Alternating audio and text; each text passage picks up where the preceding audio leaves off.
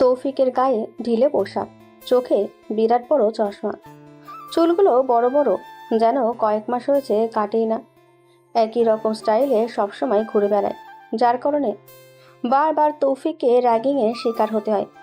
তাকে সবচাইতে বেশি বিরক্ত করে ভার্সিটির ছেলেগুলো, তেমনি আজকেও তার ব্যতিক্রম হয় না। কিরে মামা, ভালো লাগছে? কি করবি বল। কি করব আবার? চল ওই খেয়া তৌফিককে একটু অপমান করে আসি। হ্যাঁ, ঠিক বলেছিস। শালাকে এত অপমান করি তবুও কোনো ক্রোপটেপ থাকে না, বিরক্ত হয় না। প্রায় 2টা মাস হলো এই ক্ষেতের সাথে আমাদের রুম শেয়ার করতে হচ্ছে। প্রিন্সিপালের বাচ্চা হচ্ছে কেন একে ভর্তি করিয়ে নিয়েছে? ওর আর আমাদের স্ট্যাটাস কখনো মিলে? বাইক আছে আমাদের, টাকা আছে, স্টাইলিস্ট আমরা, কিন্তু ও প্রিন্সিপালকেই মন চায় শালাকে ফুতে ফেলি। আকাশ বাদ দে, প্রিন্সিপালকে পুঁতে ফেলে হয়তো নতুন প্রিন্সিপাল আসবে, কিন্তু এই খ্যাত তো থেকেই যাবে। তাছাড়া এই বুড়া বেটাকে মেরে কেন শুধু শুধু আমাদের এক্স গ্যাংয়ের নাম নষ্ট করব? হ্যাঁ, ঠিক বলছিস রাতুল। ওই দেখ, খ্যাতটা ভার্সিটি থেকে বের হয়েছে। ভার্সিটি থেকে বের হয়ে হাঁটা শুরু করে তৌফিক। এমন সব হুট করে কোনো কিছুর সাথে উষ্টা খেয়ে মাটিতে পড়ে গেল। মাথা একটু ওপরে তুলে দেখে আকাশ, সিহাব আর রাতুল দাঁড়িয়ে। তাই কিছু না বলে উঠে টি শার্ট আর প্যান্ট ছেড়ে ওদের পাশ কাটিয়ে চলে আসার প্রস্তুতি নেয়। আকাশ তক্ষুনি তৌফিককে কলার চেপে ধরে। ভাই, কি হয়েছে? আমার সাথে এমন করছেন কেন? করছি কি সাথে? বল। তোর মতো ক্ষেত আমাদের ভার্সিটিতে দেখলেই রাগে পুরো শরীরে আগুন চলে। তোকে কেন যে আমরা সহ্য করতে পারি না, কিন্তু তুই বারবার কেন আমাদের সামনে পড়িস বলতো? ভাই দেখুন, একে তো আপনারা জানেনই আমি গরিব। আমার বাবা নেই, মা ছিল, তাও সে অন্য জায়গায় বিয়ে করেছে। তারপর থেকে অনাথ আশ্রমেই বড় হয়েছি। অনেক কষ্টে এত দূর এসেছি। ভাইয়া প্লিজ আমার সাথে এমন করবেন না। হা হা হা হা, দেখলি আকাশ আর শিহাব, শালা একেবারে সেই লেভেলের অভিনয় পারে। কিন্তু বাবু, তুমি তো জানো না আমরা এইসব বিশ্বাস করি না। আমাদের দয়া মায়া নেই। এই দাঁড়িয়ে আছিস কেন? মার শালাকে। ওরা তৌফিককে মারতে শুরু করে। তৌফিক একা কি করবে? ওদের কিল ঘুষিগুলো হজম করে নিতে হলো। একে তো সকালে কিছু পেটে পড়েনি তার, মারগুলো খেয়ে পেটের ক্ষুধা উধা হয়ে গেছে ওর। ওরা মেরে চলে যায়। এটা নতুন কিছু নয়, প্রায় 2 মাস ধরে ওদের অত্যাচার সহ্য করছে তৌফিক। মাটি থেকে উঠতে যায় সে, কিন্তু পারে না, আবার পড়ে গেল। অনেক কষ্টে উঠে ক্যান্টিনে আসে। ক্যান্টিনের কোণার একটা বেঞ্চে বসে মাথা নিচু করে নিজের চোখের পানি ফেলছে তৌফিক। এমন সময় অনুভব করে মাথার সামনে কেউ একজন দাঁড়িয়ে আছে। মাথা তুলে সামনে তাকাতেই দেখে তার ক্লাসেরই একটা ছেলে, নাম সাব্বির। আমি বুঝি না, ওকেই কেন সবাই তোমারে অপমান করে? বুঝবেন না ভাই, এটাই ধনী আর গরিবের পার্থক্য। তোর কোন দিক দিয়ে আমাকে ভাই মনে হয়? নাম ধরে ডাকবি, বুঝলি? এটা কিভাবে হয় ভাই? সালা, তোকে না বললাম নাম ধরে ডাকবি? কিন্তু আমি তো আপনাকে চিনি না, নামও জানি না, শুধু আমাদের ক্লাসে দেখেছি। ও ও সরি সরি, আমারই ভুল, আমার তো মনেই নেই। শোন, আমার নাম হলো সাব্বির রহমান, তুই সাব্বির বলেই ডাকবি। আর তোর নাম কি? আমার নাম তৌফিক। ভালো। তা শোন, তোর মুখ থেকে রক্ত বেরোচ্ছে, চল দ্রুত ফার্মেসিতে চল। দেখ, এসব রাখ, এমনি ঠিক হয়ে যাবে। আর শোন, ওই ছেলেগুলো কেন আমার সাথে এমন করে? আমি তো ওদের কোনো ক্ষতি করিনি, তবে কেন আমার সাথে এমন করবে? তুই গরিব আর এতিম বলে আসলে ওরা কি জানিস? এরাই হলো ঢাকায় মাফিয়া কিং স্যারনের লোক। কি? শ্যারন? কি? তুই স্যারনের নাম শুনে এমন করলি? মনে হচ্ছে তুই স্যারনকে চিনিস। চিনব না মানে? কি বলিস তুই? এসব শ্যারন তো আমাদের গ্রামের বাচ্চারাও চেনে, আর তুই বলছিস আমি চিনব না? খুব খারাপ লোক। এই চুপ, আস্তে বল এসব কথা, জোরে বলতে নেই। জানিস তো, দেওয়ালেরও কান আছে। টুক করে শুনে উট করে স্যারনের লোকের কানে গেলে তোকে একদম পুঁতে ফেলবে, বুঝেছিস? আচ্ছা, আমাকে একটা কথা বলবি? এই শ্যারন নামটা আবার কেমন? এ কি বাংলাদেশি নাকি কোনো বিদেশি? স্যারন হলো ইসরায়েলের একজন জেনারেল, বুঝলি? এদের মূল কাজ হলো ইসলামের ক্ষতি করা, আর স্যারন সেই দলেরই একজন জেনারেল। ও কিন্তু এরা বাংলাদেশে কেন এসেছে? সেটা জানি না, তবে স্যারন এখানে পালিয়ে এসেছে আর নিজের পাপের সাম্রাজ্য তৈরি করেছে। আচ্ছা শোন, আমি তাহলে ম্যাসে চলে যাই। ঠিক আছে, যা। ম্যাসে আসার পথেই আকাশদের সামনে পড়ল তৌফিক। কি রে, শুনলাম তোর নাকি বন্ধু হয়েছে একজন? না ভাইয়া, এমনি। আর শোন, তোর আজ একটা কাজ আছে। আমাদের এখানে 10 জন লোক আসবে, বুঝলি? তাদের জন্য স্পেশাল ভাবে বিরিয়ানি রান্না করবি। কিন্তু ভাই, এত রান্না আমি একা করব কিভাবে? কাউকে তো সাহায্য করতে হবে। হ্যাঁ, তা ঠিক বলেছিস। আমি বা আকাশ তোর সাথে সাহায্য করব। আর শোন, এগুলা কাউকে বলবি না। আর যদি বলিস, শালা তোকে এখানে পুঁতে ফেলবো। ভাই সেসবের দরকার নাই, আমি সব ব্যবস্থা করছি। এই নে টাকা, বাজার করে খুব দ্রুত আসবি। টাকাটা কোনো মতে নিয়ে ওভাবেই দৌড়ে বাজারের দিকে আসে তৌফিক। বাজারের ভিতরে একটা গাড়ি এসে থামে। গাড়ি থেকে একটা মেয়ে নামে। নামতেই কারোর সাথে ধাক্কা লাগে মেয়েটির। মেয়েটা গাড়ির দরজার সাথে বাড়ি খায়। সামনে তাকিয়ে দেখে একটা ছেলে বাজারের ব্যাগ হাতে বাজারের দিকে দৌড়ে চলে যায়। কিছু সময় পর বাজার করে মেসের সামনে আসতেই তৌফিক দেখল কয়েকজন ছেলে দাঁড়িয়ে আর সাথে একটা মেয়ে। মেয়েটার দিকে তাকিয়ে থাকে তৌফিক। বাজারের ব্যাগগুলো নামতে শুরু করে। তৌফিকের তখনই পিঠে খুব জোরে কেউ আঘাত করে। চোখ মুখে সবকিছু যেন অন্ধকার দেখতে থাকে সে। এরপর একে একে সবাই মারতে শুরু করে তৌফিককে। কিন্তু কেন তাকে মারছে? মারের চোটে অজ্ঞান হবার আগেই শুনতে পায় সেই মেয়েটি সবাইকে বলছে, এই ছেলেটা বাজারে আমাকে ধাক্কা দিয়ে ফেলে দিয়েছিল। তৌফিক বুঝতে পারে সেই মেয়ে প্রতিশোধ দিল এখন। সে জ্ঞান হারায়। যখন চোখ খুলে নিজেকে কোনো একটা রুমে দেখতে পায়। এটাকে রুম বলে ভুল হবে, এটা একটা কুটির ঘর। মাটির দেওয়াল আর টিনের ছাউনি। একটু পর একটা লোক ঘরে প্রবেশ করে দৌড়ে তৌফিকের কাছে এলো। লোকটার নাম কালাম। বাবজান, এখন কেমন লাগতেছে? জি চাচা যান, আমি এখন একটু ভালো বোধ করছি, কিন্তু পিঠে আর শরীরে খুবই ব্যথা। থাকবেই বাবজান, এই লোকগুলো তোকে কত না মারলো। ওদেরকে আটকাইতে চাইছিলাম বাবজান, কিন্তু ভয়ে আটকাইনি। তাহলে হয়তো তোকে আর আমাকে ওইখানে মরে পচে থাকতে হইতো।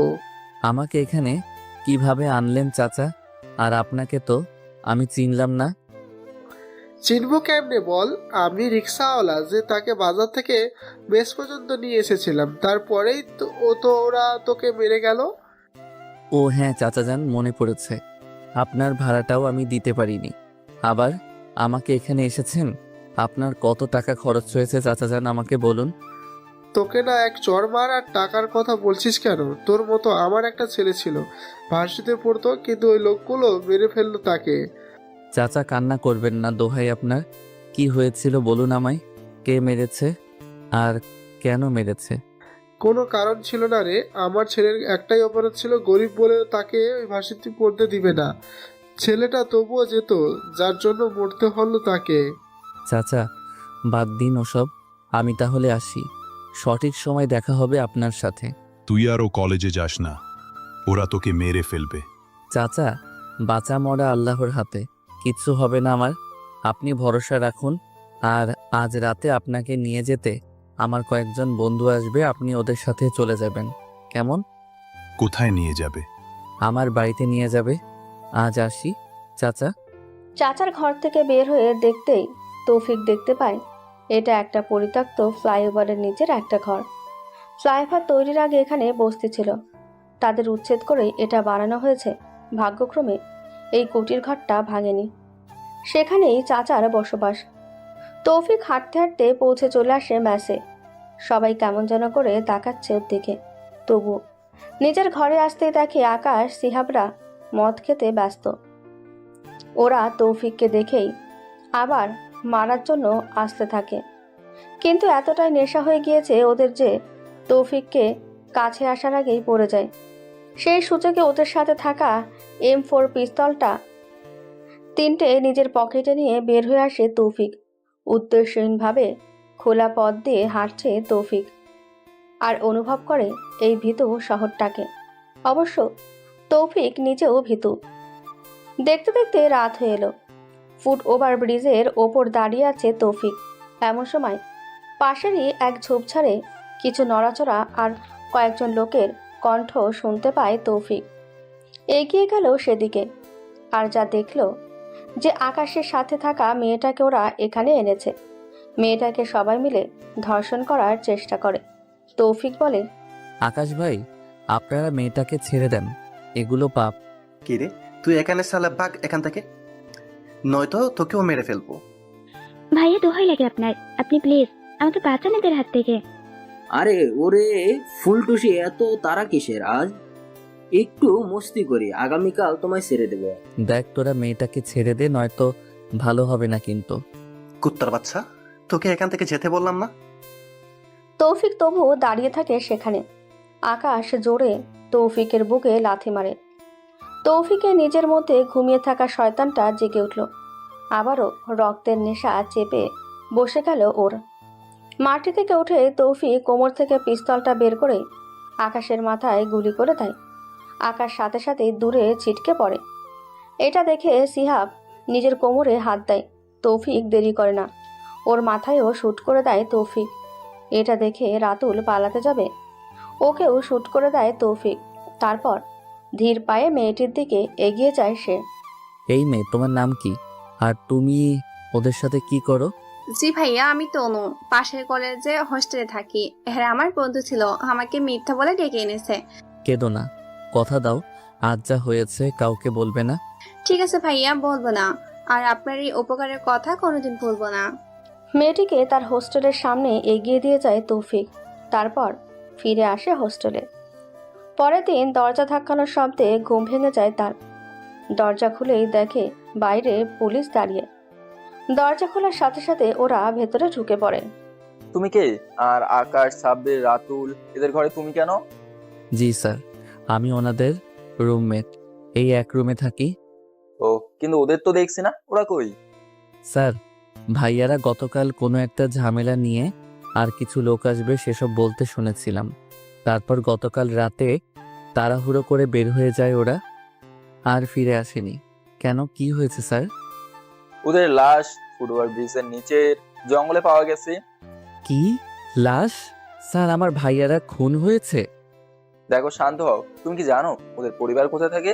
স্যার, এটা তো আমি জানি না। কিছুদিন আগেই আমি এখানে উঠি, আপনি চাইলে হোটেল ম্যানেজারের থেকে নিতে পারেন। ঠিক আছে, আর যে কোনো দরকার বা সমস্যা হলে আমাদের জানাবে, আমরা তোমার সাহায্য এবং নিরাপত্তার ব্যবস্থা করব। তদন্ত শেষ না হওয়া অবধি শহর ছেড়ে যাবে না। কি যে বলেন স্যার, আমার মতো গরিবের নাকি নিরাপত্তা আর বিপদ, আর কোথাও যাওয়ার জায়গা নেই আমার। অফিসাররা চলে গেল। তৌফিকও রেডি হয়ে ভার্সিটির দিকেই আসে। ভার্সিটির কাছে আসতেই কয়েকটা ছেলে জোর করে তৌফিককে তুলে নিয়ে যেতে লাগলো। কে ভাই আপনারা? আমাকে কেন তুলে নিয়ে যাচ্ছেন? ছাড়ুন বলছি। এই চুপ কর, তুই জানিস আমরা কে? তোকে তো সেই দিন মেরেছিলাম এমন ভাবে, তবুও বেঁচে গেলি কিভাবে? আর হৃদয় জানিস না, কুত্তাগুলো লাথি খেতে খেতে বড় হয়। একবার মেরেছি তো কি হয়েছে? সবাই অভ্যস্ত, তাই কিছু হয়নি। আজ রীতা আপুর সামনে নিয়ে চল, একদম সাইজ করে দেবো। হ্যাঁ, তুই ঠিক বলেছিস মামুন, আসলেই কুত্তার লেজ সোজা হয় না। কিন্তু আমি এটা ভেবে পাই না এ সালার সাথে রীতা আপুর কি কাহিনী থাকবে। এই শোনেন ভাই, আমাকে ছেড়ে দিন, আমার ক্লাস আছে। কিন্তু কে শোনে কার কথা? জোর করে নিয়ে এলো তৌফিককে। আপু, এই যে এনেছি ছেঁচারার বাচ্চাটাকে। ভাবখানা এমন যেন মনে হয় কি এমন কাজ করেছে হৃদয়। তৌফিক সামনে তাকিয়ে দেখে একটা মেয়ে পেছন দিকে ফিরে দাঁড়িয়ে আছে, আর সাথে 10-12 জন মেয়ে। তৌফিক মজা করে বলে, ভাইয়া আপনি কি গে? এভাবে পেছন ফিরে তাকিয়ে আছেন কেন? একটু সামনের দিকে তাকান, আপনার মুখটা দর্শন করিয়া আমায় ধন্য করুন। কিন্তু মেয়েটি ঘুরে তৌফিকের গালে কয়েকটা থাপ্পড় মারতে থাকে। 1, 2, 3, 4, 5টা চর বসিয়ে দিল। রীতা থামল। তৌফিক পিছনে তাকায়, ছেলেগুলো নেই। এমন মেয়ের হাতে মার খেয়েছে, প্রতিশোধ তো এবার নিতে হবে। রীতা আবারও মারতে আসে তৌফিকের দিকে। তৌফিক তখনই টুপ করে মেয়েটা ঠোঁটে ঠোঁট ডুবিয়ে দিল। আহ, এ যেন অমৃত। রীতা নিজেকে ছাড়ানোর জন্য লাফাতে শুরু করে। তৌফিক রীতার চুলের মুঠি শক্ত করে ধরে কিস করতেই থাকে। 1 মিনিট পর তৌফিক রিতার ঠোঁট দুটো ছেড়ে দেয়। দুজনই হাঁপাতে থাকে। আশেপাশের মেয়েরা সবাই ফ্রিতে মজা নিয়েছে, আর মেয়েটা এখনো ঘোরের মধ্যে আছে। রিতার সাথে তৌফিকের দেখা হয়েছিল ভার্সিটিতে। প্রথম দিন আকাশদের ড্র্যাগিংয়ের জন্য রিতাকে চুমু দিতে হয়। তৌফিক ভয়ে দৌড়ে পালায়। আজকে তৌফিক আবারও চুমু দিয়ে বসেছে। রিতা রেগে বলে, কুত্তা, তোর এত বড় সাহস আমাকে কিস করিস? তুই জানিস আমি কি করবো যে তোকে? আপনি কি করতে পারেন আমি জানি না, তবে আপনি যতবারই কাছে আসবেন ততবারই আমি আপনাকে কিস করব। থামাতে পারবেন না। তোর কথা শুনেই হাসি পাচ্ছে। যাই হোক, তুই এখানে থাক, তোর কি করি ওয়েট অ্যান্ড সি। ওকে। রিতা চারপাশে তাকিয়ে হঠাৎ নিজেই তৌফিককে কিস করে বসে। তৌফিকের সুযোগে রেসপন্স করতে থাকে, কিন্তু হঠাৎ তৌফিকের মাথার পেছনে হৃদয় এসে জোরে একটা বাড়ি দেয়। তৌফিক জ্ঞান হারায় সেখানে। যখন চোখ খুলে নিজেকে অন্ধকার একটা ঘরে দেখতে পায় তৌফিক। সামনে 60 পাওয়ারের একটা বাল্ব, টেবিলে একটা গ্লাস আর জগ রাখা পানি খাওয়ার জন্য। কে আছো এখানে? থাকলে সামনে এসো। তৌফিকের চিৎকার শুনতে পেয়ে কেউ একজন এদিকে আসে। একটা হাবিলদার তৌফিকের সামনে এসে হাজির। কি হয়েছে রে তোর? এত চেঁচামেচি করছিস কেন? থেরাপি না খেতে চাইলে চুপচাপ এখানে থাক। বড় স্যার আসলে তোর ব্যবস্থা নিব। হাবিলদার, ভুল করো না। তুমি কি চেনো আমি কে? কে তুই? আমি কে সেটা না হয় পরেই জানবি। এখন তুই যদি আমার কথা শুনিস তো টাকা প্লাস চান দুটোই পাবি। আর যদি না শুনি? হাহা, তোর নাকি সুন্দরী একটা বউ আছে। দেখতে তো শুনেছিলাম ভালোই। একদিন টেস্ট করে আসবো তোর সামনেই। তুই কি চাস আমি এসব করি? না না ভাই, দোহাই আপনার, আমার স্ত্রী প্রেগনেন্ট। ওর কিছু করবেন না। বলুন আপনি কি করতে হবে? আমাকে এখানে কে নিয়ে এসেছে? আর কলেজ মাঠে কে আমার মাথায় আঘাত করেছিল? বড় স্যার মেরেছিল আপনাকে। তার মেয়েকে আপনি কিস করেছিলেন এটা দেখে। আর এখানে বড় স্যারই নিয়ে এসেছে। তিনি এখন বাসায় গিয়ে এসে হয়তো কিছুক্ষণ পর চলে আসবে। ও আচ্ছা, শোন, পাশে একটা হোটেল আছে, ওখান থেকে স্পেশাল বিরিয়ানি আন আর তোর ফোনটা আমাকে দে। 5 মিনিট কথা বলবো। হাবিলদার ভয়ে ভয়ে ফোনটা দিয়ে চলে গেল। ফোনটা নিয়ে 5 মিনিট কথা বলে রেখে দিল তৌফিক। একটু পর হাবিলদার হাতে বিরিয়ানির প্যাকেট নিয়ে হাজির। স্যার দ্রুত খেয়ে নিন, আর কিছুক্ষণের মধ্যে বড় স্যার চলে আসবে। তখন আমার চাকরিটা চলে যাবে। আরে ভয় নাই, তোমার চাকরি আমি দেবো। আর এই নাও তোমার ফোন। এখন তুমি এখান থেকে যাও। হাবিলদার দ্রুত চলে গেল। আয়েশ করে বিরিয়ানি খাচ্ছে। প্রায় অর্ধেক খাওয়া শেষ। এমন সময় কেউ পেছন থেকে লাথি মারে তৌফিককে। তৌফিক চেয়ার সহ নিচে পড়ে যায়। শান্ত ভঙ্গিতে উঠে আবারও চেয়ারে বসে। কিরে হারামি, তোকে বিরিয়ানি কে দিয়েছে বল? অফিসার, এত উতলা হচ্ছেন কেন? আপনার টেবিলে দেখেন ফোন বাজছে, ওটা পিক করুন। আশা করি জেনে যাবেন সবটা। শালা তোকে আমি মারতে যাবে এমন সময় দুটো গাড়ি আসার শব্দে অফিসার গেটের দিকে তাকায়, যেখান দিয়ে শুট পরা উকিল প্রবেশ করে। উকিলকে দেখে হেসে দেয় তৌফিক। প্রত্যুত্তরে উকিলও হেসে দিলে, আরে আরে অফিসার, ভুলেও আমার মক্কেলের গায়ে হাত দিবেন না, পরে পস্তাতে হবে। আর ওখানে না থেকে টেবিলে দেখুন ফোনটা বাজছে। সঠিক সময় না ধরলে কিন্তু হিতের বিপরীত হতে পারে, তাই ফোনটা রিসিভ করুন। অফিসার তৌফিকের দিকে একবার আবার উকিলের দিকে তাকিয়ে ফোনটা রিসিভ করে। কিছুক্ষণ কথা বলে উকিলের দিকে তাকালো সে। আসলে ফোনটা পুলিশ আইজিপির ছিল। উকিল সাহেব দিন, কাগজটা দিন। দেখলেন তো, আমি এতক্ষণ ধরে বললাম, শুনলেন না। কি বললো আপনার স্যার? চাকরি নিয়ে টানাটানি শুরু হয়েছে কি? অফিসার চোখ গরম করে উকিলের দিকে তাকিয়ে আবার তৌফিকের দিকে তাকালো। এসব তৌফিক তোয়াক্কা না করে অবশিষ্ট বিরিয়ানি খেতে ব্যস্ত। খাওয়া শেষ করে ওদের দিকে তাকালো সে। তুই কে? তোকে আমি চিনি না, কিন্তু তোর মাঝে এমন কোনো কিছু আছে যার জন্য আইজিপি স্যার আমাকে ফোন করছে, আর তোকে হাজতে আসতে না আসতেই তোর এই চামচা উকিল জামিন নিয়ে এসেছি। বাহ, তারিফ করতে হয় তোর। কিন্তু তুই আমার মেয়ের পেছনে লেগেছিস, তোকে কি আর এমনি এমনি সারি বল? হা অফিসার, আমার মেয়ে আমাকে গুন্ডা পান্ডা দিয়ে যেদিন মেরেছিল সেই দিনই তোমার আসল পরিচয়টা আমি পেয়েছি। আশা করছি খুব শীঘ্রই তুমি এবং তোমার মেয়ে আমার পরিচয়টা পেয়ে যাবে। উকিল সাহেব চলুন, অনেক কাজ বাকি আছে। তৌফিক থানা থেকে বের হতে চোখ পড়ল একটা মেয়ের উপর। হ্যাঁ, এটা আর কেউ না, এটা হলো রীতা। ওকে দেখেই তৌফিক চোখ মারে। রীতা তেলে বেগুনে জ্বলে তেরে আসবে, কিন্তু কি যেন ভেবে থানার ভিতরে চলে গেল রীতা। উকিল সাহেব, সামনের গাড়িটা আপনি নিয়ে যান, আমি পিছনে গাড়িটা নিয়ে যাচ্ছি। ঠিক আছে স্যার। বাবা, বাবা, কি হয়েছে মা, এভাবে চিৎকার করছিস কেন? চিৎকার করবো না তো কি করবো? তুমি ওই শালা খ্যাত থেকে ছেড়ে দিলে কেন? আমি কি ইচ্ছে করে ছেড়ে দিয়েছি বল? ওকে তো আমি হাড় হাড্ডি ভেঙে দিতাম, কিন্তু উপর থেকে আইজিপি স্যার চাপ দিয়েছিল, সাথে ওর বেল অর্ডারও চলে এসেছিল, তাই ছেড়ে দিতে বাধ্য হয়েছি। তাই বলে বাবা তুমি কিছু বলবে না? জানো না ও কি করেছে? এখানে আসার আগে গেইটের চোখ টিপ মেরেছে আমায়। মা তুমি ওর কথা বাদ দাও, ওকে যা করার আমি করব, তুমি পড়াশোনা করো কেমন? আর ডিস্টার্ব করলে প্রিন্সিপালকে নালিশ করবে, তিনি কিছু না বললে আমি ওকে গুম করে দেবো। এই না হলে আমার বাবা, তাহলে আমি এখন আসি কেমন? কি বলিস মা, তুই এক্ষুনি এই রোদের মাঝে এলি, গাড়ি নিয়ে আসিসনি? না বাবা, এই পাশে গিয়েছিলাম, তাই আর নিয়ে আসিনি। ইস, চেহারার কি করছিস? চল আমিও বাসে যাব, ভালো লাগছে না এখানে। ওকে বাবা, চলো। এদিকে তৌফিকে নিজের রাজপ্রাসাদে প্রবেশ করে। গাড়িটা রেখে ভেতরে যেতেই করিম চাচা এগিয়ে এলেন। কি রে বাপ, এতদিন পর মনে পড়লো আমাকে?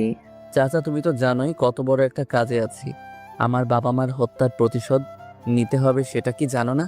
কিন্তু শোন, প্রতিশোধের নেশায় নিজের হিতাহিত জ্ঞানটাকে যেন আবার না হারিয়ে ফেলিস। চেহারার যে অবস্থা করেছিস, বাপচা দ্রুত ফ্রেশ হয়ে আয়, তোর পছন্দের কাচ্চি বানিয়েছি। হিহি চাচা, তুমি সেই আগের মতোই আছো। তুমি 5 মিনিট দাঁড়াও, আমি 10 মিনিটে চলে আসছি। নিজের ঘরে আসে তৌফিক। কতদিন পরে শান্তিমতো বিছানায় বসলো, কিন্তু না, এখন আরাম করার সময় নয়। দ্রুত উঠে ফ্রেশ হয়ে নিচে আসে। খেতে বসেছে এমন সময় তৌফিক আর আবির এলো। বস, আবির আর আসিফ, তোদের কি খবর? বস ভালো, কিন্তু এদিকে আপনার জন্য একটা খুশির খবর আছে। টেবিলে বসো, খাবার খেতে খেতে কথা বলি। করিম চাচা, এদেরকে খেতে দাও। বস, কথাটা হলো আমরা ট্র্যাক করতে পেরেছি সেই ব্যক্তিকে, যে জেনারেল স্যারনের এজেন্ট, এবং সে বাংলাদেশেই থাকে, এবং আপনিও তাকে দেখতে পারবেন। হ্যাঁ হ্যাঁ, আবির সে কোনো সেলিব্রিটি নয় যে আমি তাকে দেখে অটোগ্রাফ নেব। আমি ওর শত্রু, আমি শ্যুট করব ওকে, বুঝলে? আর এত ভনিতা আমি পছন্দ করি না। সুতরাং এসব রেখে তাড়াতাড়ি কে সে বলো। বস, সে হলো এই মডেলের থানার অফিসার AKMJ সাজ্জাদ। আর মজার বিষয় হলো বস, এর মেয়ে আপনাকে মেরেছিল কলেজে, এমনকি এর জন্য আপনি জেলেও গিয়েছিলেন। বাহ, তোমরা দুজন দারুণ খবর নিয়ে এসেছো তো। এক্ষুনি সাজ্জাদের ফোন নম্বরটা দাও এবং আমাদের সিক্রেট ফোন দিয়ে ফোন করো, ওকে? ওকে বস। কিছুক্ষণ পর ওপাশ থেকে ফোন রিসিভ করে সাজ্জাদ। তারপর, কে বলছিস তুই? তোর নাম্বার দেখা যায় না কেন? তোর গেম ওভার। আমি কি কে সেটা জেনে কি করবি? তুই কে সেটা তো আমি জানি। জানিস যখন ভয় করিস না কেন? আমি অফিসার এই থানায়, তোকে আমি জেলের ভাত খাওয়াবো। আহ সাজ্জাদ, শুধু শুধু পাগলা কুকুরের মতো চিৎকার না করে আমি কি বলি শোন। তুই যে শ্যারনের এজেন্ট, এটা আমি জেনে গেছি। এখন বল, এটা যদি আমি ISP এর কানে দেই বা প্রধানমন্ত্রী এর কানে দেই, তোকে মুহূর্তে ক্রসফায়ার করে দিবে। তুই কি সেটা চাস? বাহ, আমাকে ব্ল্যাকমেল করিস, আই লাইক ইট। তা তুই কি করতে পারিস করে নে, আর আমি কি করতে পারি শুধু দেখতে থাক। 24 ঘন্টার মধ্যে তোকে আমি খুঁজে বের করব। বুঝলাম, খুঁজে বের করবি, কিন্তু যদি বের করতে না পারিস তবে তোর মেয়েকে দিয়ে দিতে হবে আমার হাতে। বাহ, সবাই দেখি জানিস। তাহলে আর একটা বিষয় শোন, সেটা হলো রীতা আমার আসল মেয়ে নয় রে। সুতরাং তুই নিতে পারিস, আমার কোনো যায় আসে না। তাহলে এখন থেকে তোর সময় শুরু, পারলে খুঁজে নে। ওকে। তৌফিক ফোনটা রেখে খাওয়া শেষ করে উঠে দাঁড়ালো। তারপর নিজের রুম থেকে ছদ্মবেশ নিয়ে বের হয়। ডাইনিং রুমে আসতেই তৌফিককে দেখে আবির, আসিফ সহ করিম চাচা অবাক হয়ে তাকিয়ে রইল। থাকারই কথা, কারণ তৌফিকের পরনে ছেঁড়া একটা ময়লা পাঞ্জাবি, লুঙ্গি, আর মুখ আর মাথার বড় বড় চুল, হাতে লাঠি। দেখতে পারফেক্ট ভিক্ষুকদের মতোই দেখতে লাগছে তৌফিককে। বস, এটা আপনি কি পড়েছেন? ছি, দেখতে একদম ভিখিরির মতো মনে হচ্ছে। তো কি হয়েছে, ভিক্ষুক মানুষ না? বস, সেটা নয়। এর আগে কখনো তো আপনাকে এসব পোশাক পরতে আমি বা আবির কেউ দেখিনি, তাই বলছি। হ্যাঁ, আবির আর আসিফ ঠিকই বলেছে। দেখে তো আমার চেয়েও বয়স্ক মনে হচ্ছে। চাচা, রেডি থেকো, তোমার বৌমাকে আনতে যাচ্ছি। আবির আর আসিফ, তোরা সব লোক নিয়ে সাজ্জাদের বাড়ি ঘেরাও করবে, এমনভাবে যেন কেউ বুঝতে না পারে তোমরা ওখানে আছো। ঠিক আছে ভাই, আসিফ চল। আবির আসিফরা বের হয়ে গেল, তৌফিকও বের হলো। হাতে থালা নিয়ে ধীরে ধীরে হেঁটে সাজ্জাদের বাড়ির গেটের একটু দূরে এসে বসলো। আল্লাহর নবীজি নামের 2টা টাকা ভিক্ষা দেন। প্রত্যেকেই 5 টাকা 10 টাকা করে ভিক্ষা দিতে লাগলো। তৌফিক আর চোখে লক্ষ্য করতে থাকে সাজ্জাদের বাড়ির দিকে। প্রায় 5 ঘন্টা এভাবে ভিক্ষা করে 3000 টাকার মতো হয়েছে। জিকির থামিয়ে চুলের মাঝে লুকিয়ে রাখা ব্লুটুথ কানেক্ট করে তৌফিক। কানেক্ট করে সাজ্জাদকে ফোন দিল। কিছুক্ষণ পর রিসিভ করে সাজ্জাদ।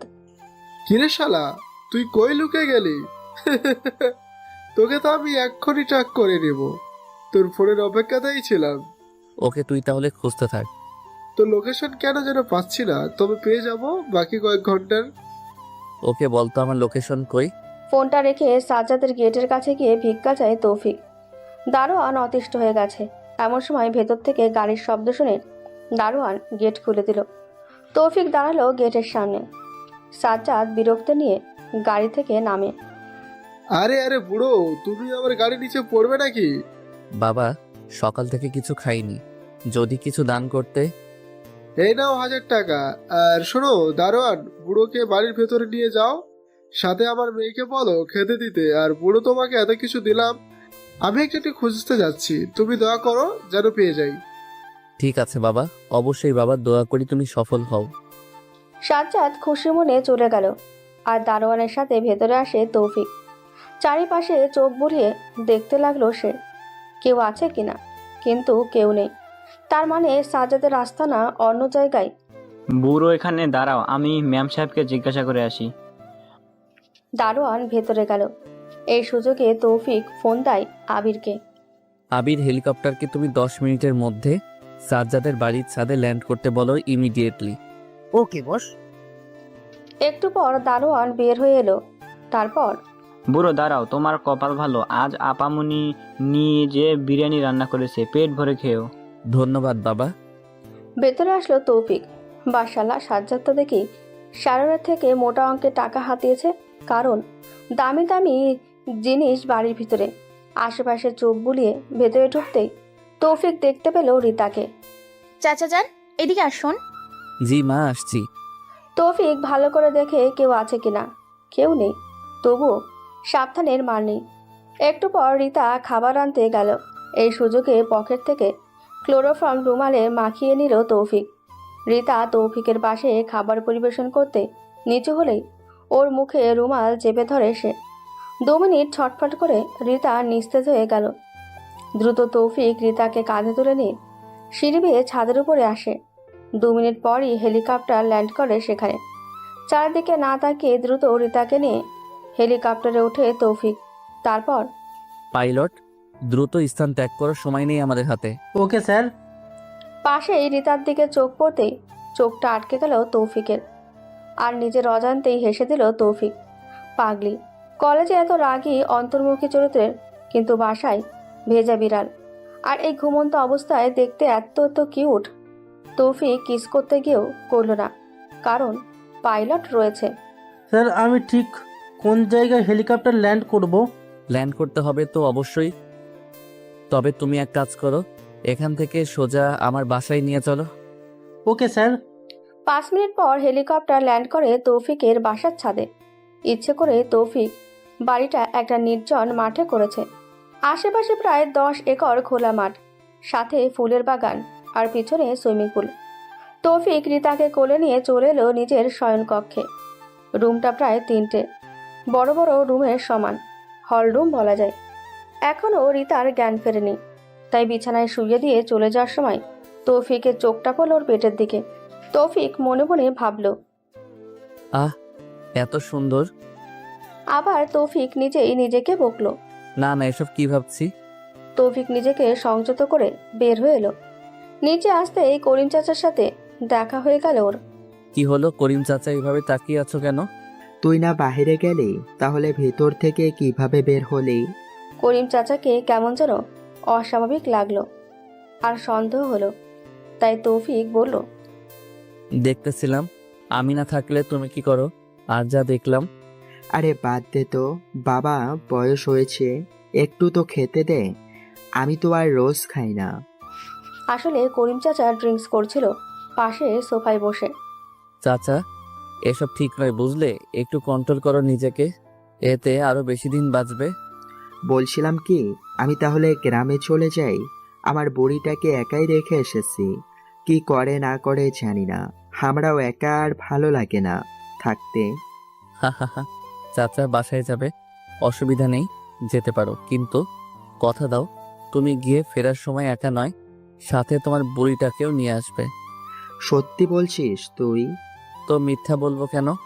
আজ যাও, আগামীকাল আসবে। এমন সময় উপর থেকে কিছু ভাঙা শব্দে দ্রুত উপরে গেল তৌফিক। করিম চাচা আসতে চাইলে তাকে বারণ করে দিয়ে দ্রুত ওপরে উঠে গেল তৌফিক। রুমের দরজা খুলে ভেতরে যেতেই তৌফিকের মাথায় খুব জোরে ফুলদানি এসে লাগে, সাথে সাথে রক্ত পড়া শুরু করলো।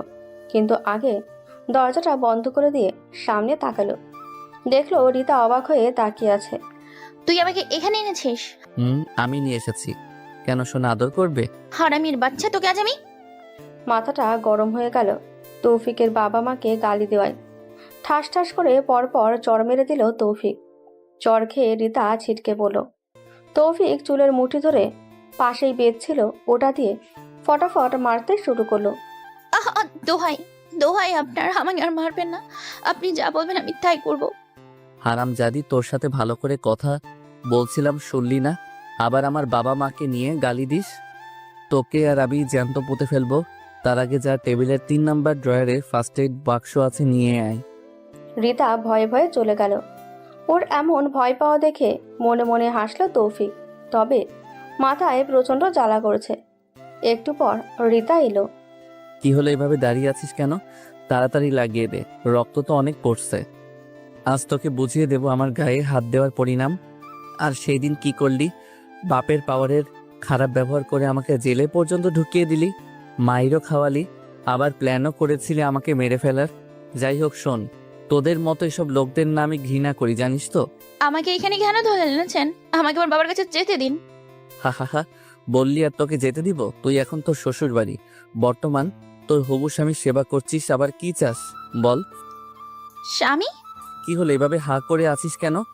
তুই আমার স্বামী হবি, তোকে আমি জীবনেও মেনে নিব না, কারণ আমার বিয়ে ঠিক হয়ে গিয়েছে সেই ছোটবেলায়। আবার তুই কি বিয়ে করবো প্রশ্নই ওঠে না। তুই যা খুশি করতে পারিস।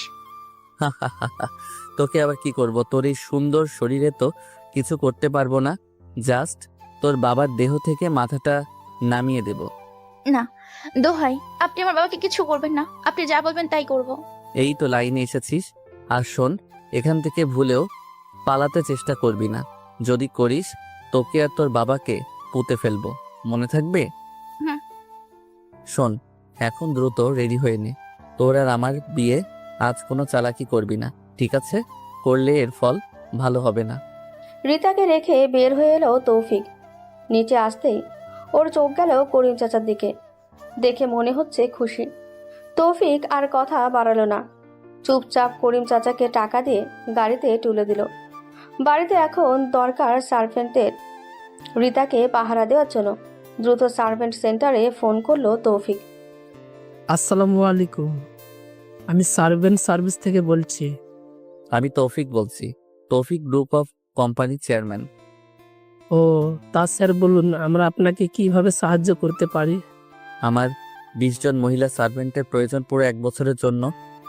সিওর স্যার, আমরা আপনাকে দিতে পারবো, কিন্তু স্যার এর জন্য আপনাকে আগামী 6 মাসের ভাড়া পরিশোধ করতে হবে এবং সার্ভেন্টদের প্রতি 3 মাস পর 4 দিন করে ছুটি দিতে হবে।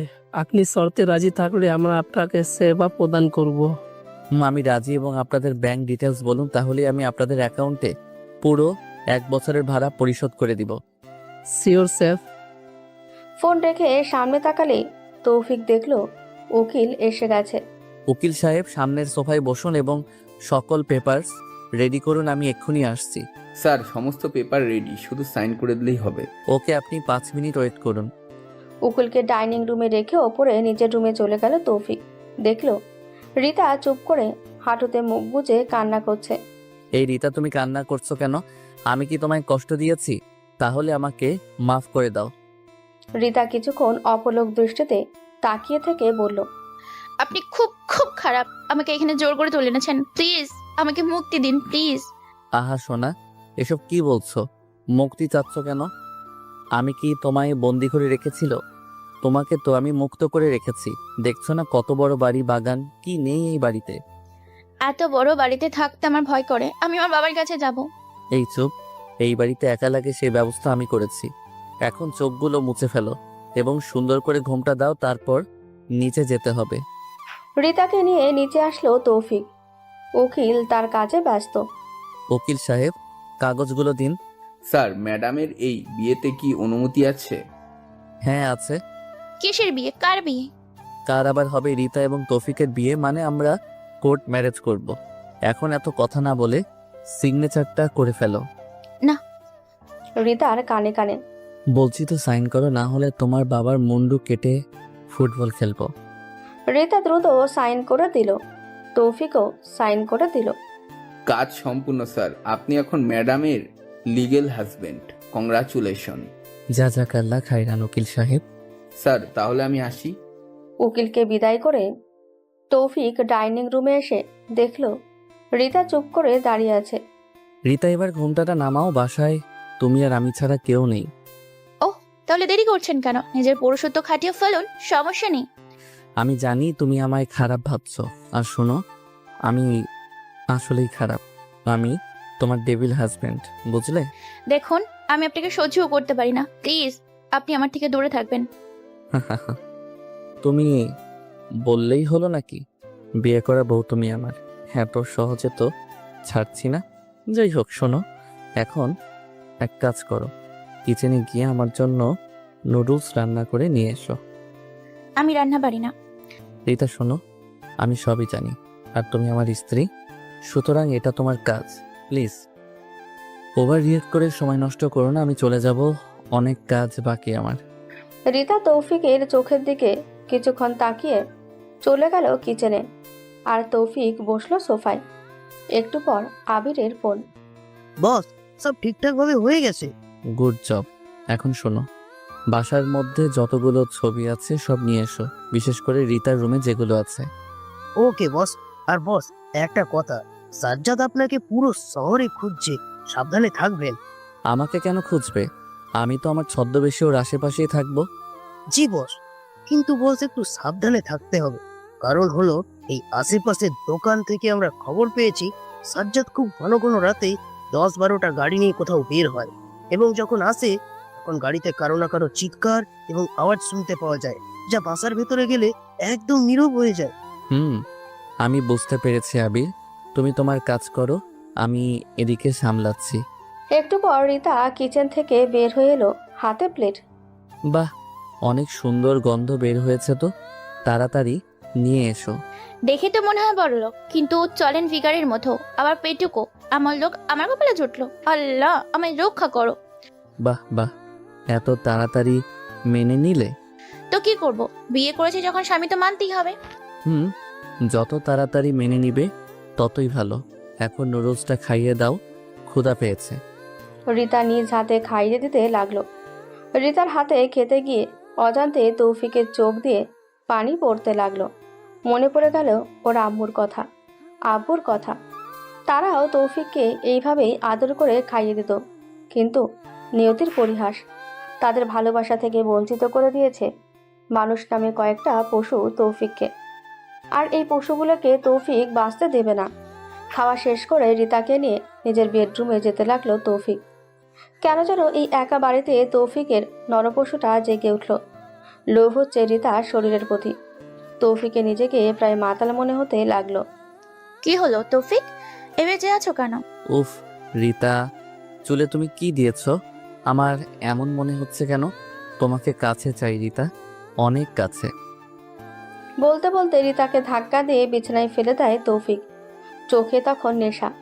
অস্পষ্ট চোখে তৌফিক দেখতে পেয়েছিল রিতার চোখে পানি, কিন্তু ততক্ষণে সে নিজেকে হারিয়ে ফেলেছিল রিতার মাঝে। পরের দিন আধো আধো চোখে বিছানার কিনারায় উঠে বসলো তৌফিক। পাশেই বাচ্চাদের মতো গুটিসুটি মেরে শুয়ে আছে রিতা। সাদা চাদরে রক্তের ছোপ ছোপ দাগ, যা দেখে রাতের কথা মনে পড়ে গেল তৌফিকের। দ্রুত কিচেনে গেল, দেখতে কি এমন হয়েছিল যার জন্য সে অমন হয়ে গিয়েছিল। পুরো কিচেন খুঁজে ডাস্টবিনে একটা ওষুধের খালি পাতা পেল। ভালো করে দেখলো, আরে এটা তো সেক্সের ট্যাবলেট, কিন্তু এখানে কেন এটা? তৌফিক তো আনেনি এটা। আর এখানে করিম চাচা থাকে।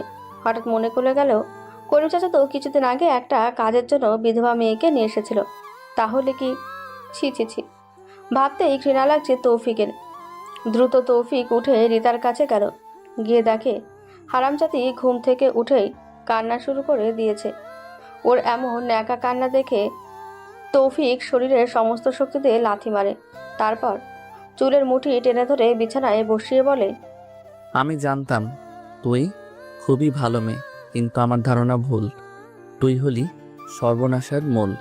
গতকাল তো আমার কোনো খারাপ মতলব ছিল না, যা হয়েছে তোর জন্য হয়েছে। হা হা হা, বুঝিসনি? আচ্ছা বোঝাই দেই তোকে।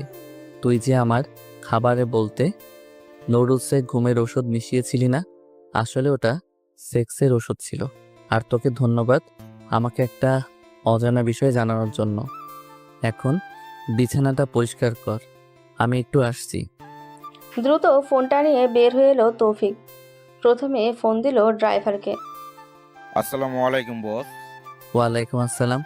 শোন, তুই যেখানে থাকিস না কেন করিমের বাচ্চাকে তুলে নিয়ে আয়, আর আসার সময় ওর বউকেও নিয়ে আসবি। বস আমাকে 2 ঘন্টা সময় দিন, আমি একে নিয়ে আসছি। তৌফিক ফোন কেটে অস্থির হয়ে বের হতে যাবে, এমন সময় কলিং বেল বেজে উঠে। দরজা খুলে দেখে 20 জন সার্ভেন্ট চলে এসেছে। আপনাদের সাথে পরে কথা হবে, ভেতরে আমার স্ত্রী আছে। আপনাদের কাজও যেন এই বাড়ির বাহিরে যেতে না পারে। ঠিক আছে স্যার।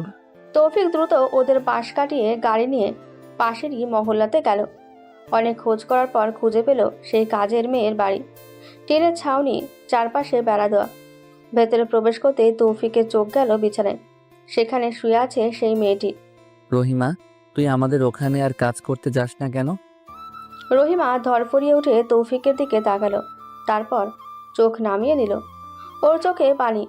তৌফিক হাত বাড়িয়ে আলতো করে মুছে দিল। রহিমা আপু, কি হয়েছে বলো আমায়। আমি ছিলাম না বাসায়, নিশ্চিত করিমের বাচ্চা তোমার সাথে খারাপ কিছু করেছে। রহিমা এবার হাউমাউ করে কেঁদে উঠল। ওর কান্না দেখে তৌফিকেরও চোখ দিয়ে পানি পড়তে লাগলো। রহিমা আপু, কান্না বন্ধ করে বলো কি হয়েছে। স্যার, করিম চাচা কয়েকদিন আগে মদ খাইতে নিয়েছিল। আমি মানা করলে আমাকে গালি দিয়ে কাজ থেকে বের করে দেওয়ার হুমকি দেয়। আমিও ভয়ে আর কিচ্ছু বলিনি, কিন্তু পরের দিন আমাকে খাবার খাইতে দেয়। খেয়ে আমার প্রচুর ঘুম পায়। তারপর যখন চোখ খুলি তখন নিজেকে উলঙ্গ হয়ে পড়ে থাকতে দেখি, আর পাশেই করিম বইরা হাসতেছিল।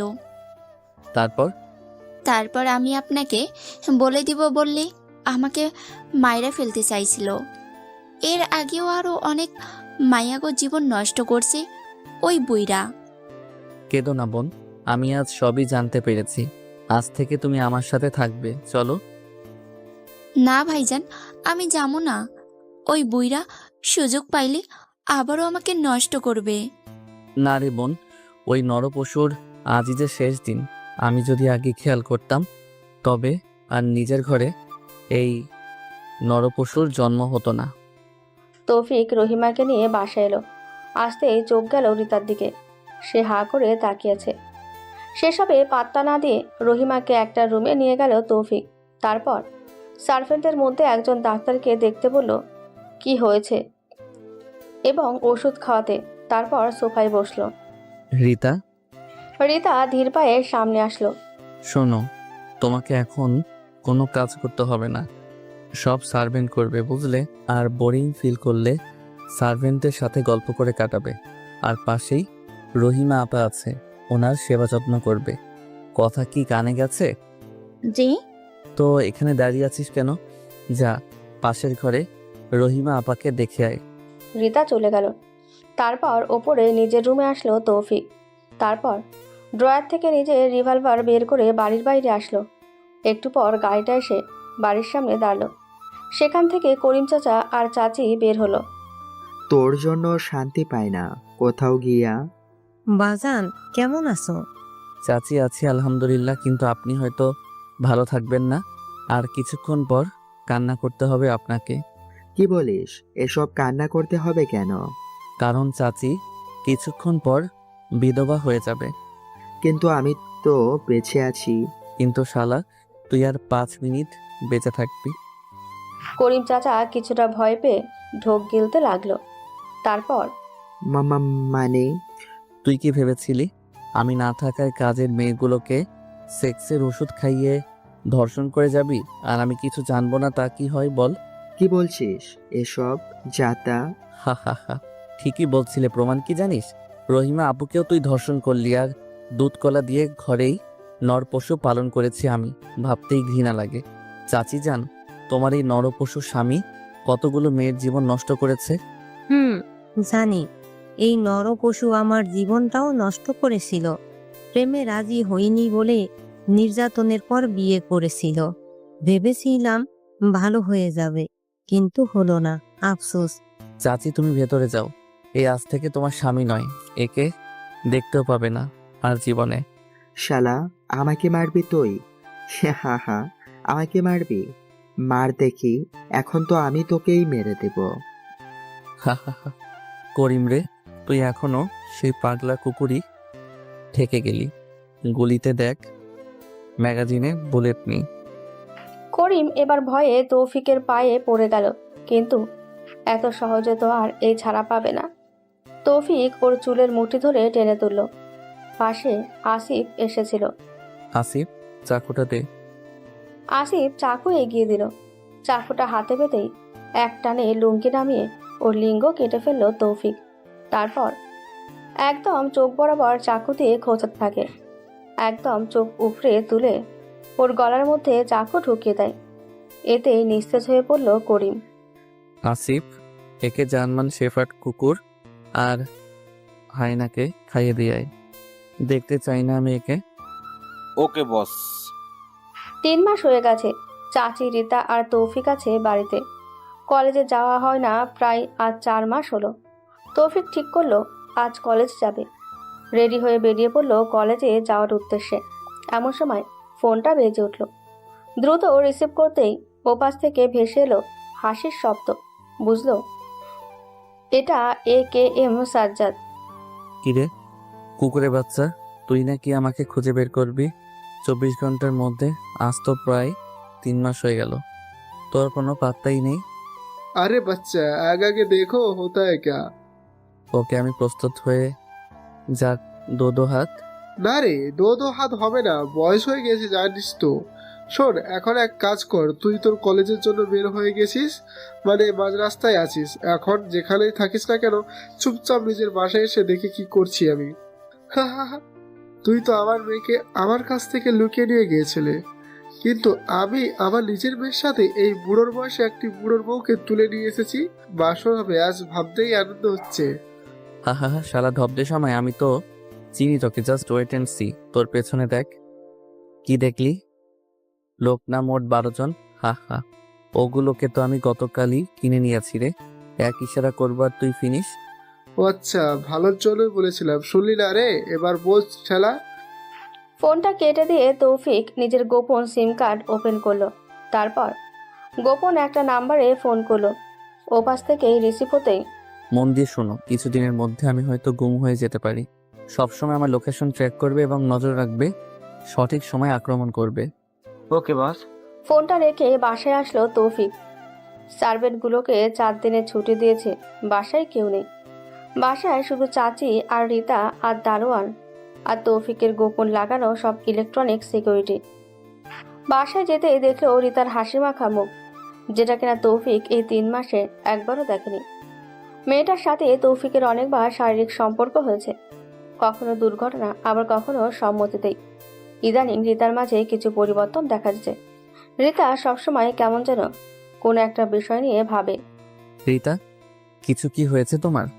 কই কই, কিছু হয়নি। কি হলে এমন করলে কেন? না আসলে আপনি হঠাৎ জিজ্ঞেস করলেন তো, তাই আর কি। কিছু হলে বা কিছু করতে চাইলে আমাকে বলবে। আমার অনুমতি ছাড়া যদি কোনো ভুল করো তবে কিন্তু আমার কাছে সেকেন্ড অপশন নেই মাফ করার। জি, বুঝেছি। কি হয়েছে? আমার ছেলেটা বৌমাকে এত জেরা করছে কেন? শাদি কি আর করিমা, চিন্তা হয় আর কি। তা তোমার শরীরটা কেমন যাচ্ছে? যাচ্ছে কোনো রকম।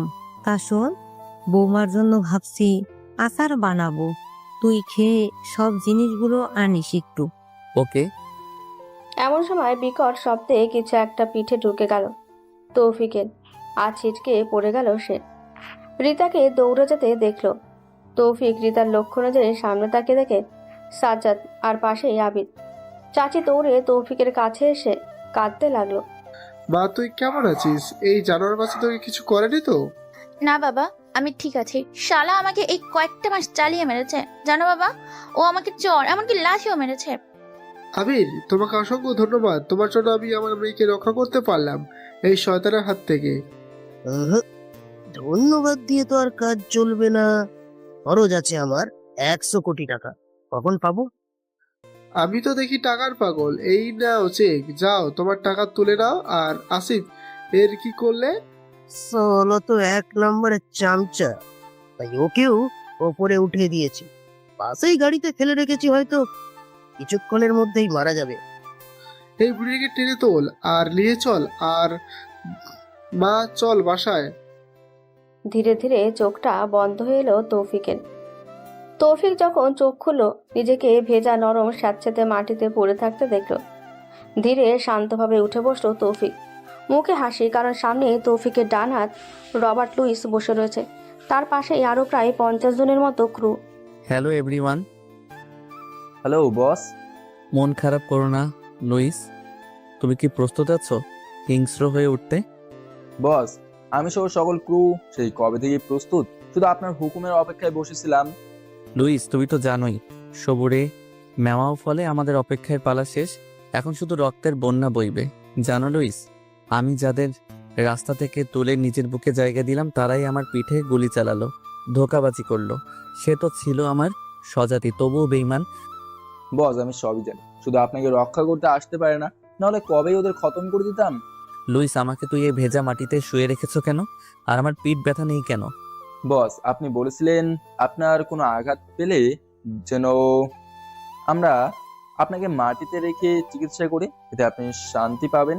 তাই বস মাটিতে রেখেছি। আর বস, আপনার পিঠের ক্ষতটা শুকিয়ে গেছে, প্রায় 1 মাস হলো। আপনি 4 মাস কমাইছিলেন।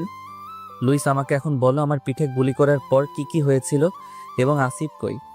বস, এটা শুনে অবাক হবেন, আসিফ খুন হয়নি। সেও সাজ্জাদের দলে বিক্রি হয়ে গেছে টাকার লোভে। আর আপনাকে গুলি করার পর যখন আপনি সেন্সলেস হয়ে যান, তখন রীতা ম্যাডাম আপনাকে চাবুক দিয়ে মেরেছিল, সাথে আসিফ, আবির আর সাজ্জাদও আপনাকে মেরেছিল। তারপর আপনার সেন্স না ফেলে ওরা আপনাকে এই জায়গায় পুঁতে ফেলতে নিয়ে আসার আগেই আমরা ওদের উপর হামলা করি এবং ছিনিয়ে নেই আপনাকে। সাথে ওদের দলের সব কটাকে আমি পাশে এই গাছের সাথে লটকিয়ে রেখেছি 4 মাস ধরে। শাবাস লুইস, তুমি আমাকে সবসময় আমার ভাবনার চেয়েও বেশি কিছু দিয়েছো। বস, সব আপনার থেকেই শেখা তো। চলুন বস, যাওয়া যাক। হ্যাঁ লুইস, আমরা এখন আর ছদ্মবেশে নয়, বরং দিবালোকে রাজ করব। রাজ। বের হয়ে এলো ওরা ঘরটি থেকে, আর সামনে চোখ যেতেই হেসে উঠল তৌফিক। লুইসের বুদ্ধি আছে বলতে হবে। এদের বাঁচিয়ে রাখতে হয়তো পানি আর কিছু খেতে দিত, যা এদের শরীর থেকে বোঝা যাচ্ছে। কিরে, তোরাই তবে সাজ্জাদের লোক? ভাই ভাই, আমাকে মাফ করে দিন। আমি চিনতাম না আপনাকে। চিনলে আপনার ছায়ার আশেপাশেও আসতাম না। তোরা তো ক্ষমতার অপব্যবহার করেছিস। কলেজেও তোরাই আমাকে মেরেছিলি, আর চিনলে হয়তো তোরা আমাকে সাথে সাথে মেরে দিতি। লুইস, এদের সাথে কথা বলে সময় নষ্ট করতে চাই না। আমার রামদাটা দাও। লুইস রামদা এগিয়ে দিতে 5 বার কোপ মারতে 10টা দেহ পড়ে গেল। ওদের রক্তে প্রায় গোসল হয়ে গেছে তৌফিকের। লুইস, লাশগুলোকে সাজ্জাদের বাসার সামনে রেখে এসো। আজ থেকে রক্তের খেলা শুরু লুইস। আমার আরো রক্ত চাই। সব হবে বস, চলুন যাওয়া যাক। এদিকে রিতা নিজেকে অচেনা অন্ধকার রুমে আবিষ্কার করে চিৎকার করতে গিয়েও থেমে যায়। সামনে থাকা মানুষটির দিকে তাকিয়ে তাকে সে দেখতে পাচ্ছে না, আর দেখবেই বা কিভাবে? তৌফিক তো তার বিপরীত দিকে মুখ করে দাঁড়িয়ে আছে। তৌফিক, বলে রিতা তৌফিককে হুট করে জড়িয়ে ধরে কান্না শুরু করে দেয়। আজ এই রিতার কান্না তৌফিকের কাছে মূল্যহীন। দ্রুত ওকে নিজের থেকে ধাক্কা দিয়ে সরিয়ে দেয় তৌফিক। তারপর চুলের মুঠি ধরে নিজের সামনে দাঁড় করায়। রিতা কিছু বলতে গিয়েও থেমে গেল তৌফিকের চোখের দিকে তাকিয়ে, কারণ তৌফিকের চোখে ভালোবাসা নেই, আছে শুধু রাগ আর প্রতিশোধ। তুমি বেঁচে আছো? হা হা হা। কেন? তুই কি ভেবেছিলি তোর বাবা আর আমার চামচার দুটো গুলিতেই আমি মারা যাব? তাহলে ভুল। তুই তো জানিস না তোর বাবারও বাপ আমি। তার মানে তুমি আজ আমাদের বাসায় হানা দিয়েছিলে? কেন, তোর কি মনে হয় আমি ভীতু যে জান নিয়ে পালিয়ে যাব? হা হা হা। জানিস তোর বাবার কি করেছি আমি? তুমি আমার বাবাকে কি করেছো? কোনো ক্ষতি করোনি তো তার? হি হি হি, সেটা আগামীকাল দেখবি। এখন আমার প্রশ্নের জবাব দে, আমার ছেলে কই? তুমি জানতে আমাদের পুত্র সন্তান হয়েছিল? হ্যাঁ হ্যাঁ, আমি জানতাম। এটাও জানি যে তুই আমার ছেলেকে আবির আর আসিফের হাতে তুলে দিয়েছিলি আমার সন্তানকে হত্যা করার জন্য। কেন রে? আমার প্রতি তোর এতই ঘৃণা ছিল যখন, তখন আমাকে মারতি কেন? তুই আমার ওই নিষ্পাপ ছেলেটাকে হত্যা করলি।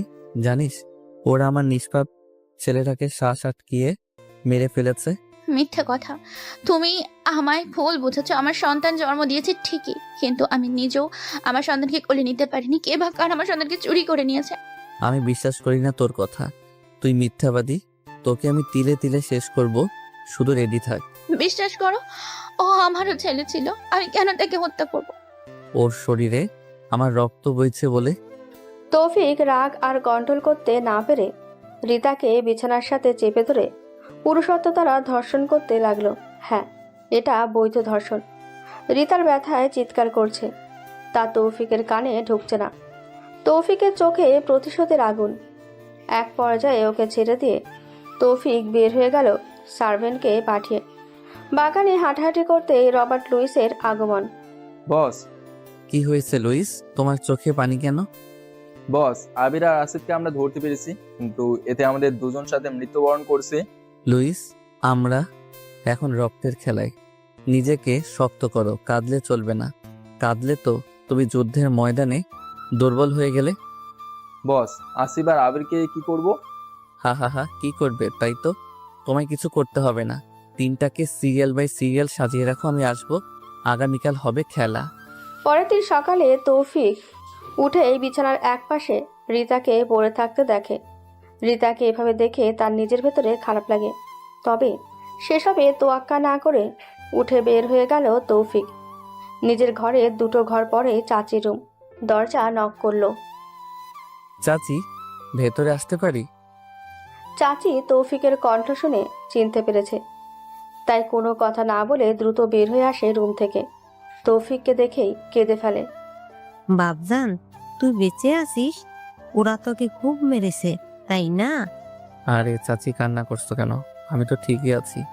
এই দেখো, তোমার সামনে দাঁড়িয়ে আছি। বাপ, আমি তো কাঁদছি আর এক কারণে রে, আমার নাতনিটাকে কোলে নিতে পারিনি। চাচি, আমি জানি। প্লিজ চুপ করা, নিজের যত্ন নিও, আমি একটু আসছি। কই যাবি তুই? ওরা তোকে আবার মারবে, যাস না তুই। চাচি, আমাকে ওরা মারতে পারবে না, তুমি নিশ্চিন্তে থাকো, আমি যাবো আর আসবো। তৌফিক বের হলো। বাড়ি থেকে প্রায় 1 ঘন্টার রাস্তা অতিক্রম করার পর তৌফিক তার গোডাউনে আসে।